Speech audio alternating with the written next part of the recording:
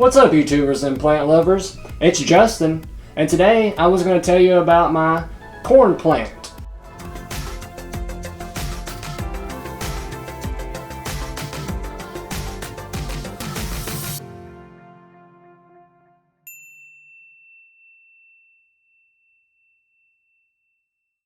Now, I'm sure you've heard it called by its scientific name, which is a little bit of a tongue twister, but I believe it's called the Dracaena fragrans massingiana. If you ever take a suffix, prefix, anything like that. But, alas, it is called the corn plant here in America, or the corn stalk, or the mass plant, or the mass cane plant. And there's just a whole bunch of different common names out there to kind of add to some confusion based on what this plant is actually called.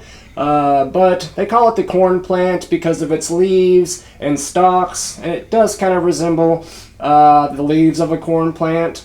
And they call it the mass plant or the mass cane plant from massingiana, so that's where the mass cane comes in. But this is a Dracaena, and it is one of my probably the most favorite Dracaena out there for me. And if you're anything like me, you've seen them come in like one stalk, or two stalks, or three stalks, or wood stalk. But this one is the branched version of the Dracaena massingiana. Now, this is how the plant normally comes. Just like this, it's all branched, and it takes quite some time for it to be like this. And then growers will go ahead and cut it back and take some of these canes off and then stick them down in the soil for their 1 cane, 2 or 3, and even 4. So I mean, they are a really kind of cheap plant. And I don't want to say cheap as in like bad, not worthy or anything like that, but it doesn't really cost a whole lot. But this big boy does cost a little bit. And I believe, I don't remember where I got this one, but I got it for a steal. And I went to the store and I saw it, and I wasn't sure, someone had ripped the barcode off. So I asked the lady how much it was, and she wasn't sure either. So they got someone else involved, and they said no one was really interested in this plant. It had been sitting there for a long time, and they sold it to me for $15.99. So about $16, and I got this beautiful, gorgeous plant. And the sheer size of it just kind of boggles my mind. So I got to thinking, that can't be right. It cannot be anywhere near $16. Lo and behold, I went back the next day, and I did notice that plants that were in the 5-gallon size pot like this were about $80. So this plant can be a little bit on the pricey side, especially if you're a new kind of inexperienced grower or a young grower, or just someone like me who doesn't have a ton of money to spend $80 on a plant like this. But I got off pretty good for this size plant for the amount that I paid for it. And I'm very thankful that growers in Kentucky just weren't interested in this plant, because I got it for a steal. And I love this plant. It is gorgeous, and this is a variegated variety, the massingiana. A lot of growers refer to the massingiana as the corn plant. I mean, you've got the Janet Craig, the lemon lime, and all kinds of different versions, but a lot of serious growers reserve the common name corn plant for this variegated kind of massingiana species. And I've even heard some growers call it the happy plant, just because of its kind of lemon lime stripe down the center of the leaf, and its dark green kind of edging. It looks really reminiscent of like some kind of tropical feel, and it's gorgeous, and it does make me happy every time I look at the plant.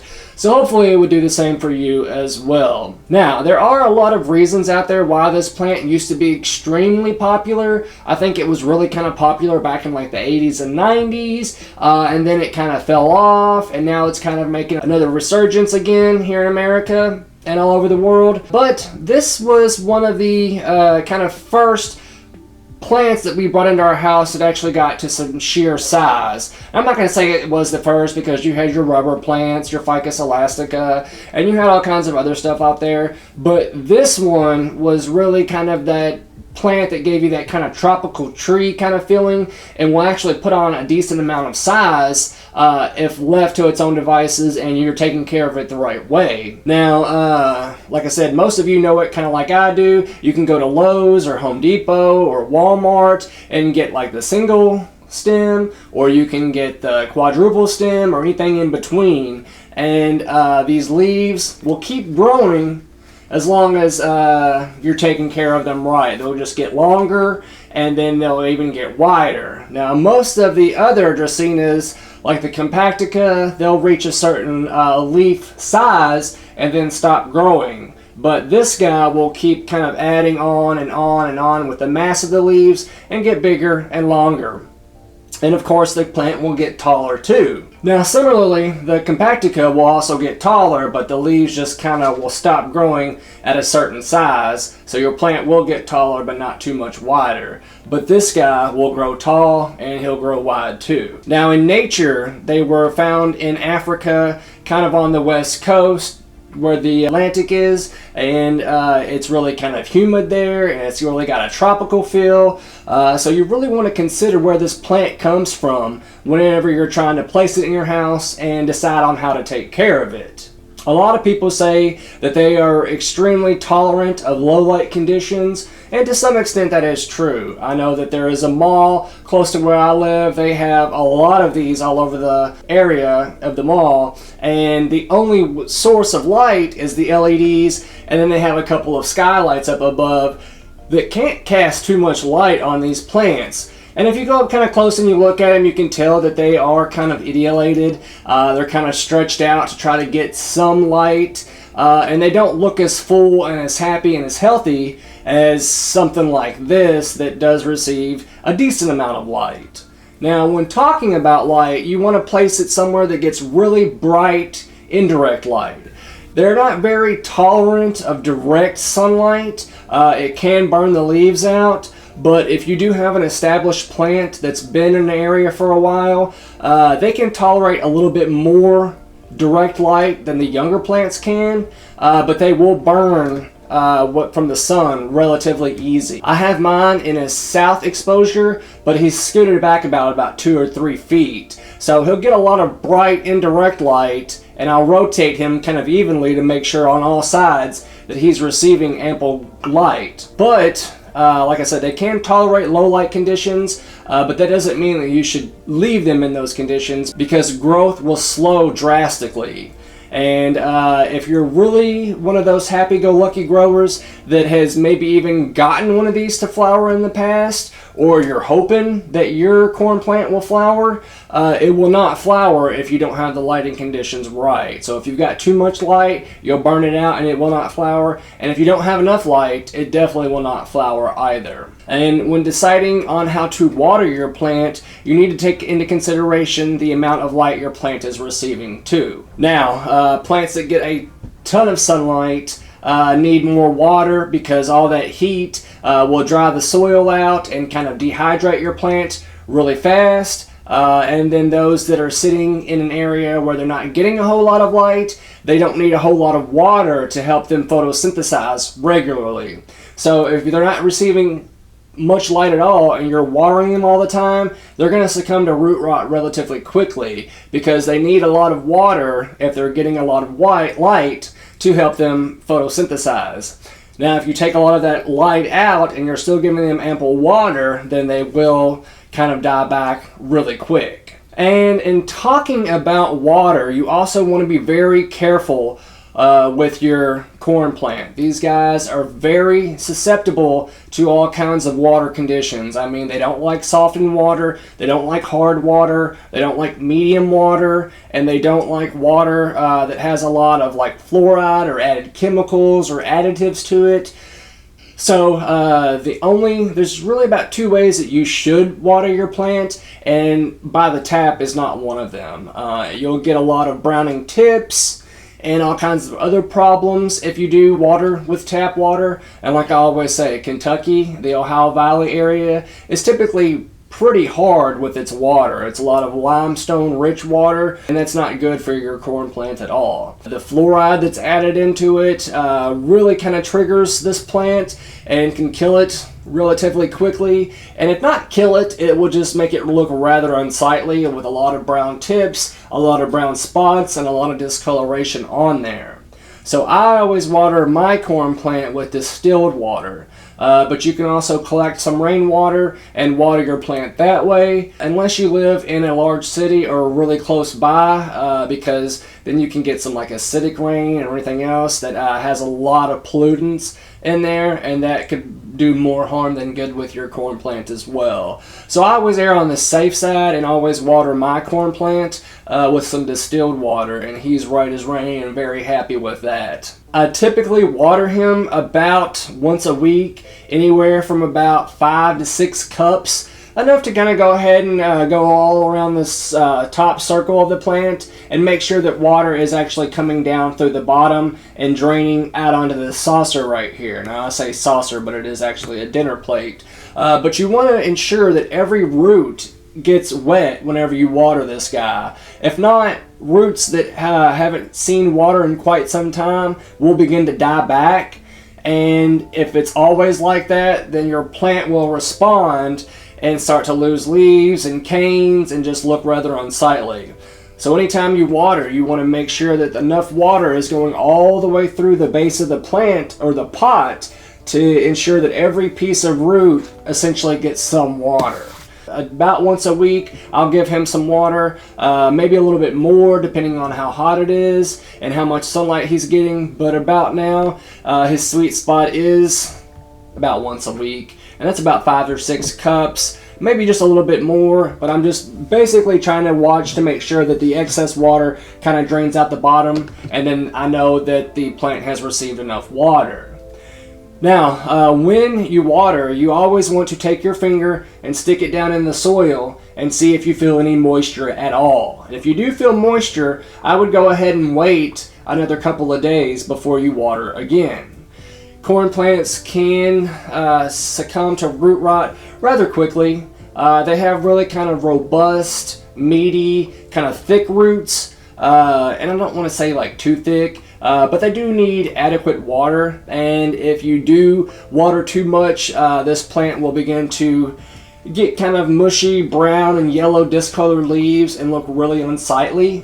And in the winter time, you definitely want to kind of cut back the watering as well. When your plant is in its off season and it's not growing as much, it doesn't need a whole lot of water to kind of make it through those off season months. So in the winter time and fall, you definitely want to cut back the watering by about half. So instead of watering every week, I would probably water every 2 to 3 weeks, and always use my finger to kind of stick down in there and see if the soil is moist or has any kind of water in there anywhere that I can fill. And as long as about the top inch or top 2 inches of the soil is dry, you're probably good to go ahead and water some more.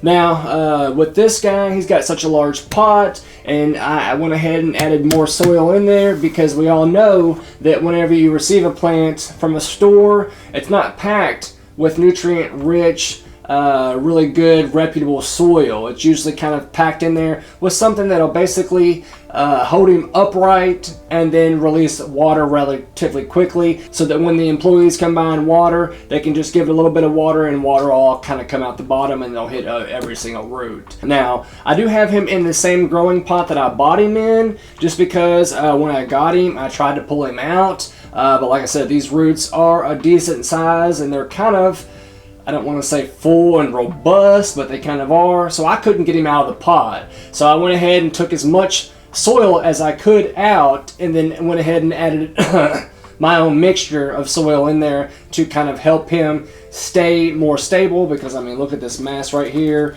When I actually did get him, he was kind of leaned over to the side a bit, and he wasn't kind of centered and upright like I wanted him to. He was leaning over a lot and almost tumbled the whole thing over, because they are rather top heavy. So you don't want like a very loose soil in there that you might use for cacti and succulents. But as long as we are talking about soils, what you do want to kind of shoot for is something that drains really quick, but is very kind of rich, for your plant as well. And also, just remember, these guys are very sensitive to fluoride. So when choosing your soil, you don't want to use something that has perlite in it or has a lot of perlite in it, because perlite does contain fluoride, and so does superphosphate, which was actually one of the first kind of chemical fertilizers that were readily available, because both perlite and superphosphate contain a good amount of fluoride in there that will actually damage and harm your plant.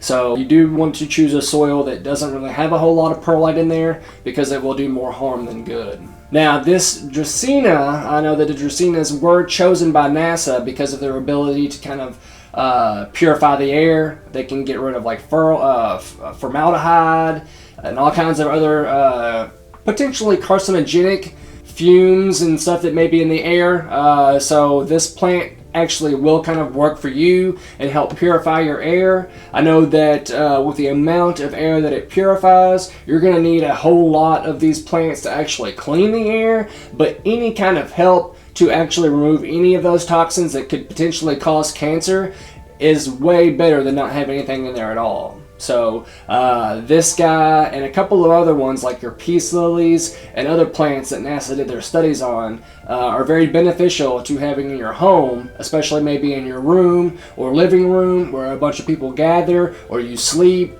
It's very beneficial to your health because it can kind of purify the air and actually help you as you help the plant and look after it and care for it. It will actually kind of care for you as well. And also, when discussing the soil, we want to talk a little bit about the soil pH. They prefer their soil to be slightly acidic, so I did add a little bit of cocoa coir in there to kind of help with the acidity. They typically like their pH to be around 6.0 on up to 6.5, maybe even up to 7, slightly acidic to neutral. Really kind of keeps this guy pretty happy. Now, as I did say, you want to keep away from like perlite as an additive to help with the moisture retention.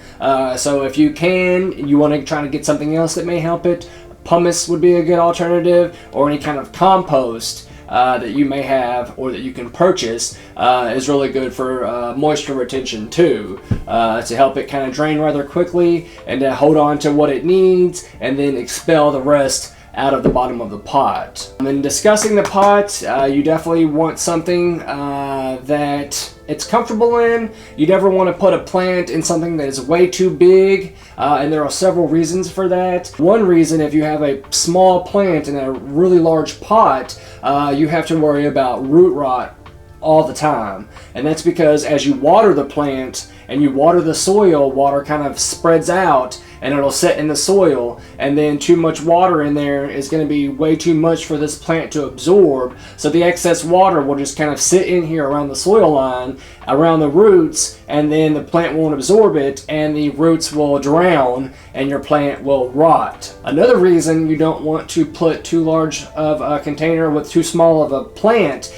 is because plant's roots will actually begin to concentrate on filling the pot out. So if you're wanting a plant like me, who actually puts on a lot of leaf mass and some foliage, and actually put on some height above the soil, your plant will actually begin to concentrate a lot of its growth on the roots to help it fill out the pot, instead of concentrating a lot of its growth up above the soil to put in new leaves and potentially flower one day, or fruit, or anything else that any other plant can do. It's not going to do that if it has to fill out the soil line just below it with the roots.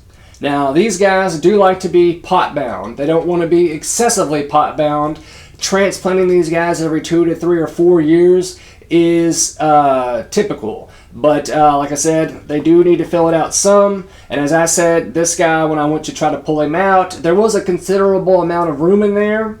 He leaned over a little bit, so I used a thicker soil that didn't contain any perlite to help him kind of stand up straight and help him kind of fill out the size container that he's in.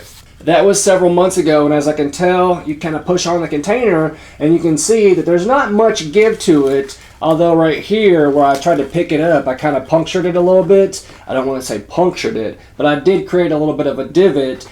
So there is a little bit of room in there for him to fill out. So I would say that in the next year or two, maybe 3, I will have to go ahead and transplant him into a larger pot, or just pull him out and then kind of use my root rake and cut the roots back and then use the same container again. As always said, these guys are excessively perfect potted plants pals, just because they will work for you and clean your air. But if you have the right location for these guys, they don't actually grow too quickly. I mean, for Dracaenas, they are okay growers, but they do grow rather slow. So if you do have the perfect pot or location for him, you don't have to worry about him getting too large and too wide and actually filling that space out and having to move him around a whole lot. I know a lot of growers that I've talked to say that if you do move them around a little bit, they can be a little finicky and maybe even drop a couple leaves or just turn a little bit yellow. But I've had a Dracaena for a long time, and for the most part, I've always had them in a location that I've been pretty happy with. But I do know that if you do move them around a little bit, they can be a little finicky. Nothing like any other plant that if you move around, it will begin to drop a lot of leaves, maybe like your coffee plant or your philodendrons or anything like that. But I have him in a location, and he's been pretty happy. Now, as what I said earlier, when going back to the, where these plants originally hail from, when you want to decide how to take care of this plant, you definitely want to consider humidity with these guys too. Like I said, they are from the west coast of Africa, where it's really humid and really tropical out. So they do need a little bit of humidity to make them happy, and typically they can adjust with their humidity levels. Indoors, a normal home humidity is probably around 10 to 15, 20%, and for the most part these guys are okay with that. And if you know me, you know I hate going around and spraying plants. I think that is a temporary solution to a long-term problem. So I always use a humidifier. I don't have one in my living room where I have him placed. I have one in my bedroom, and I have one at the other end of the house where I have the plants in my grow room. And the humidity from the doors being open kind of wafts into the living room, and he seems fine. I have a humidity monitor in my living room, and it says right now that my humidity levels are about 42%. And he's happy. I don't really see too much to indicate that he's not happy with the humidity levels. I know that a little bit of some browning of the leaf tips and some discoloration can kind of help with that, or help indicate that your plant is not responding to the humidity levels like it should. So if you can keep your humidity levels in check, they typically like it to be a little bit higher, around maybe 50% to 60, but like I said, mine's at 42 and he's very happy. And I know a lot of other growers that say that they live in more arid environments and they don't have humidifiers, and their Dracaenas are just fine. But if you do notice that there is some problems with the leaf tips browning, that typically is an indication that the watering isn't right with your plant. Maybe you've watered too much one week and you tried to correct it the next, so you didn't water at all, so you have inconsistent watering. That can be a problem. And then over fertilizing with these guys can be a problem too. Like I said, they do have sensitivities to some chemicals, especially fluoride and some chlorine, so I wouldn't fertilize this guy too often. I went ahead and added a whole bunch more new soil in, so I'm not going to feed him for the remainder of the year. But come next spring, typically the way I fertilize my corn plants is about every 4th or 5th watering. I will do a light fertilizing with a liquid fertilizer, something that's like a 3-2-1 or maybe even a 10-10-10. But I always cut it back by about half, and I only do it every other month or so. These guys aren't too crazy on the fertilizers, so they don't need to be fed a lot. And if you are overfeeding yours, you will experience a problem. You may not notice it right away because, like I said, they are slow growing plants. So it may take weeks or months for you to notice that there is a problem, and by then it's too late. Luckily, these guys are pretty forgiving with their leaf tips. So if you take a sharpened and sanitized pruning shears and you notice that you do have a little bit of browning leaf tips, you can just kind of go in and cut that off. and they'll be fine. But that seems to be the problem with most Dracaenas. They do have a little bit of chlorosis or some leaf tip brownings. And like I said, as long as you're monitoring your water levels and how you water and what you fertilize and your humidity levels, it does seem a little bit daunting at first, but they're not hard plants to take care of. Most people just kind of set them in a location and just forget about them. They are a little finicky with their water, as I said, so you don't want to water them too much, but you don't want to water them not enough either. There is that fine line as to what is acceptable and what isn't. And like I said, these are slow growing plants, so it will let you know that you haven't been par for the course. So just pay attention to your plant and observing and look him over, rotate and look in the crown to see if you see any kind of white powdery spots that may move around, or any kind of filaments that look like a spider web or anything of that nature. Maybe even some random holes in your leaves. Typically Dracaenas don't have a whole lot in the way of problems with diseases. Like I said, you do have sensitivity to the fluoride, and you do have sensitivity to root rot relatively easily, but that's really the only problem with these guys. Pests, on the other hand, can be a bit of an undertaking, so to speak. I know that they do have problems with mealybugs, aphids, vine weevils, thrips, and scale. Thankfully, a majority of those are relatively easy to kind of deal with. I know you can take a washcloth or a Q-tip and put some isopropyl alcohol on there and kind of go over every top and bottom of the leaf if you do see any kind of pest on there. With scale, as we know, you're going to need a systemic pesticide to deal with that, and I will put a link in the description as to what I use to help combat scale. And what you do is you kind of sprinkle it in with some water, the plant absorbs it, and then it kind of goes up through the stems and the nodes and the leaves, and then as the pest starts to eat the plant, the systemic pesticide will be absorbed into the pest and kill the pest that way. So those are really beneficial if you ever do have a problem with scale. I would use those, although you don't want to use it on anything that you're going to eat. And it's mainly for use on indoor plants and not really outdoor plants. Now, talking about eating plants, you definitely want to kind of keep your smaller animals and smaller children away. This plant does contain a chemical saponin, so it's like some kind of sap that comes out, and it is toxic. It's not really toxic to humans unless you're like really kind of small or you have susceptible allergies or specific allergies. You can probably have a problem with the sap of this plant. But it is toxic to your birds, your cats, your dogs, and your kind of smaller animals like that. So if you do have a child running around, make sure that they aren't chewing on the leaves or any part of the plant. And if you do have a cat or bird or a dog, make sure that they aren't chewing on there either, because ingestion of the saponin can lead to like mouth numbness, nausea, dizziness, depression, all kinds of problems. It shouldn't kill anybody, but it can potentially be a little worrisome, and you may have to go to the doctor. Now, the last thing I wanted to talk about is the temperature for this guy. It is getting ready to be fall. It is fall, and it's getting ready to start getting cold out. So wherever you have your plant, make sure you do not have it close to a drafty window or door, because these guys do not like temperatures below 55 degrees. Ideally, where they're most comfortable is 65 on up to 75 to 80 degrees. As it gets hotter, they're going to need more water, and they don't like to be too hot, and they definitely don't like to be too cold either. So make sure that you do have a light jacket that they can wear, because it will get kind of cold. And like I said, if they're exposed to temperatures below 55 degrees, growth will stop and they will not survive a frost really at all. Although I did have a friend that moved to Alaska and said that he had a problem with the heater in his car, and the temperature got down to like 0 or a little bit below 0, and he had left his plant in the car, and his actually made it through the night. Though I will tell you that when I moved from college back up to my house, I did it in the middle of winter.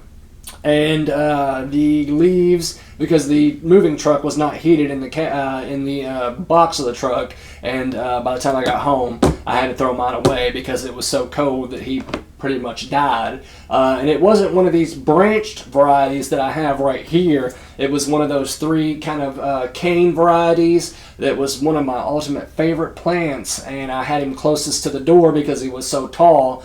And by the time I got home, it just looked really sick. And the leaves were discolored because it was so cold. I tried to keep it in a room in my house to kind of warm it back up slowly, and use any kind of knowledge that I have to actually save the plant. But he ended up dying. So some people say that they can take a lot of neglect and a lot of abuse, but some people think that they can't. So as long as your plant has been established and is used to you and is acclimated to your home, typically it does take a little bit more to actually kill these plants, but don't chance it because they are beautiful plants, and they get rather large, and everybody that knows me knows that I like the large indoor trees that actually put on some size and look relatively like an indoor tree.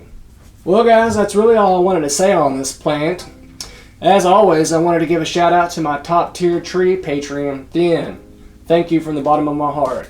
And I also wanted to thank the rest of my patrons, like David. If you have a plant question or just want to get a hold of me in general, I'm often bogged down by messages and emails and comments and things of that nature. If you want to see more plants, more variety or anything like that, any kind of help with Patreon is greatly appreciated. That money goes to keeping the lights on and making sure that all my plants are taken care of so that I can do update videos and then purchase new ones in the future to do better plant videos for all of you out there watching. Alright guys, well this has been Justin reminding you that if you can, go out and plant a tree. Let's reforest the world. And while you're at it, don't forget to leave me a comment and let me know what your favorite Dracaena is. Like I said, I love this one, and I've always had one of these corn plants, so I think this is my top favorite Dracaena plant. And don't forget to hit the subscribe button or the bell next to it. That way you'll know anytime that I've uploaded a new video. You guys take it easy, have a good one, and don't forget, always plant prudently. Thank you, YouTube.